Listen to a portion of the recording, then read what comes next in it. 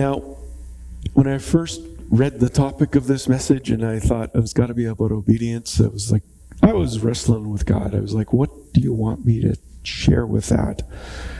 And I came across in my own prayer time in the morning, I want to read a reflection that I've written up before. And I came upon this one, just a random one. And it's called, I love and serve God with my whole heart. I wrote this a while ago. I read it and it's like, God, I really messed up. I forgot this about obedience. Okay? So it says, I love and serve God with my whole heart.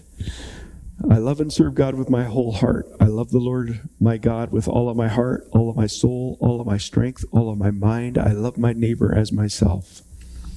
I decide to love and serve God.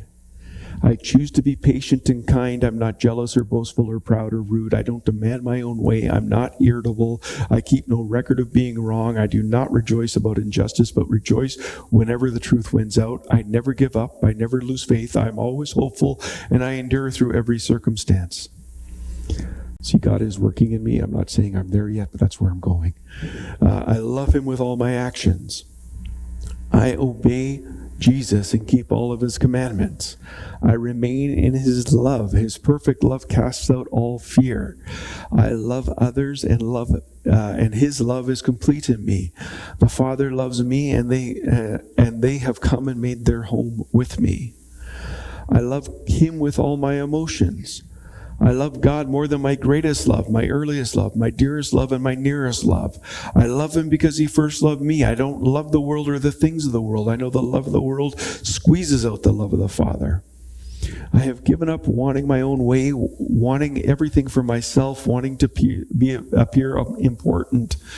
The lust of the flesh, the lust of the eyes, and the pride of life have no rent-free space in my brain. I have chosen and I show that I know and I love and I serve God with all my heart. And the reflection question was, would others say, I've been loving and serving God lately?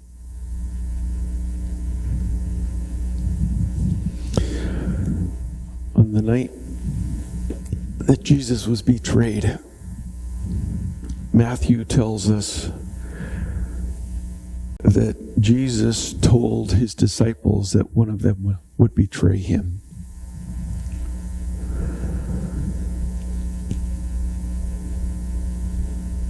And verse 22 of chapter 26, this isn't on the screen, says that greatly distressed, each one turned and asked, am I the one, Lord? When it got to Judas, Judas said, Teacher, could it be me?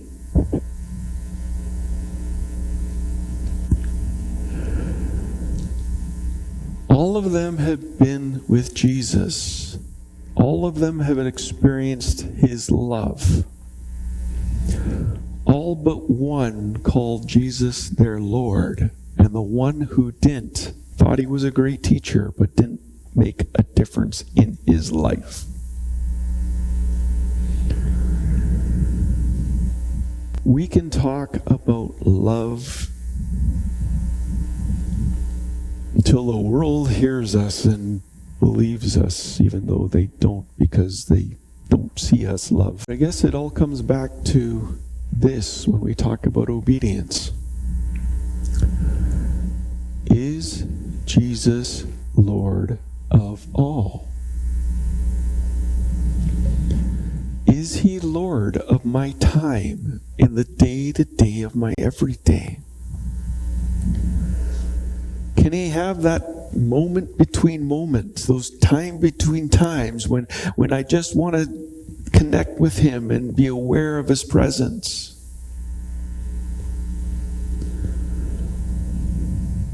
Do I want to spend more time praising him where throughout the day, however it happens, I'm taking that time to be in awe of him and responding to that awe in worship and praise?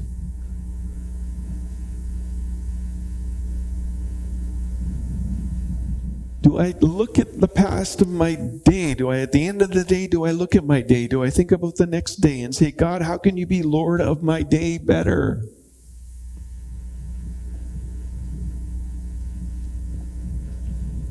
Or is it enough for me to go through the routine and simply come and hear some teaching and decide whether or not I apply it in my life? Is he a good teacher, or is he Lord of all?